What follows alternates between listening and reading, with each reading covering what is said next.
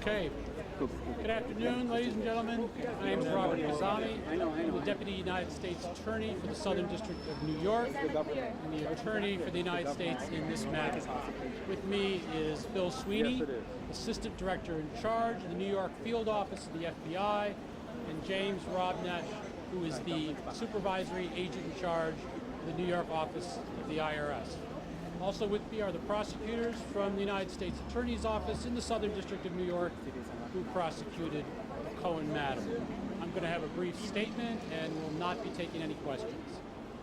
Today, as you heard, Michael Cohen pled guilty to 8 felony charges. 5 of those dealt with tax evasion for the years 2012 through 2016, in which he failed to report approximately $4.1 million in reported income.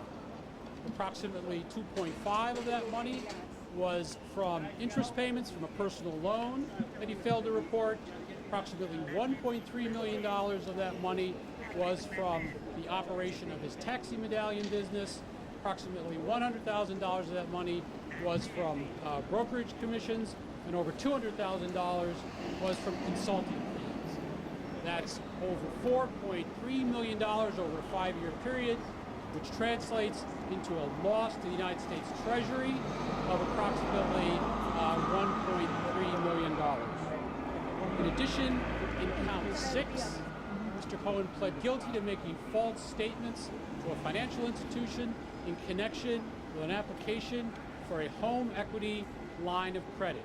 In that application, he failed to disclose more than $14 million in debt that he had, and as a result of that concealment, he obtained that $500,000 line of credit, which he would not have been entitled to had he been candid and honest.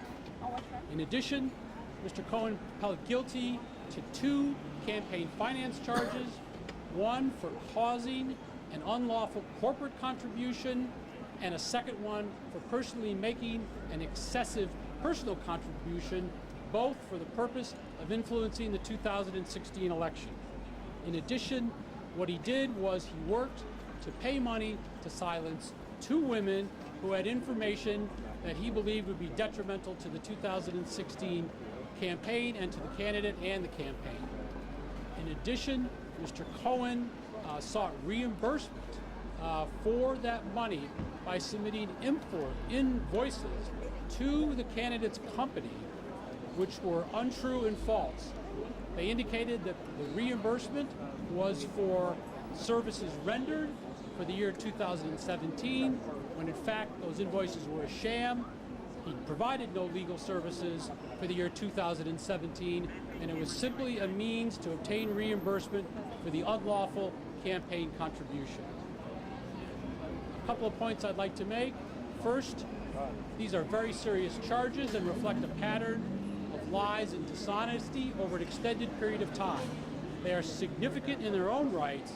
They are particularly significant when done by a lawyer who, through training and tradition, understands what it means to be a lawyer, to engage in honest and fair dealing and adherence to the law.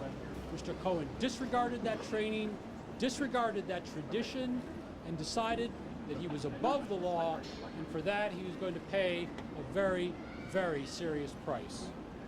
With respect to the campaign finance violations, the campaign finance laws are designed to prevent the use of illegal money in elections and to maintain the integrity of those elections. Mr. Cohen made guilty pleas for those campaign violations, and those are core violations. And what he did was these pleas remind us that it is illegal for corporations to make contributions to candidates, and it is illegal to make contributions in excess of the amount that Congress set for individuals. That is a strong message today, and we will not fear of prosecuting additional campaign finance cases.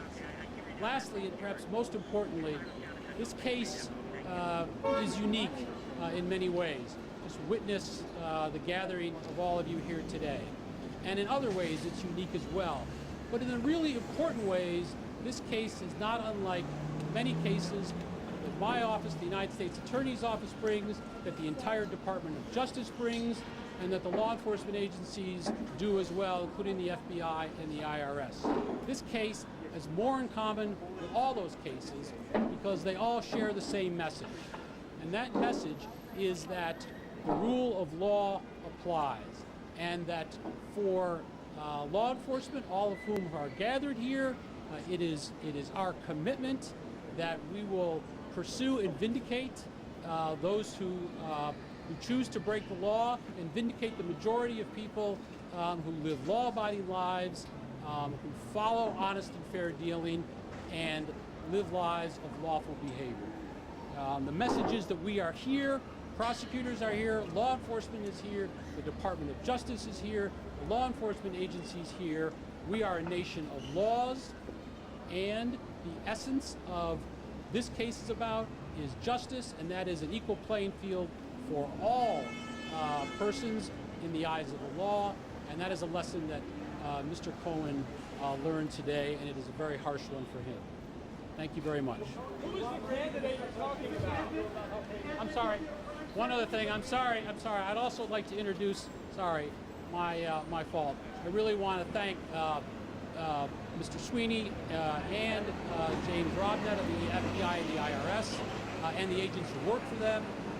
We do many cases with them, and their determination and their fair dealing and their vigor with which they pursue their cases is really inspirational. To the prosecutors in my office, I cannot express the gratitude for the hard work that they did in this case, and that is Assistant United States Attorneys Andrea Griswold and Nick Roos and Rachel Maiman and Tom McKay, as well as Ed Discant, the Deputy Chief of the Public Corruption Unit, and Russell Capone, the Chief of the Public Corruption Unit. For all of these people, I could go on and on about their many virtues and talents, but the one important thing is they all are satisfied with simply being known as public servants, prosecutors, and law enforcement agents who are doing their job. Thank you very much.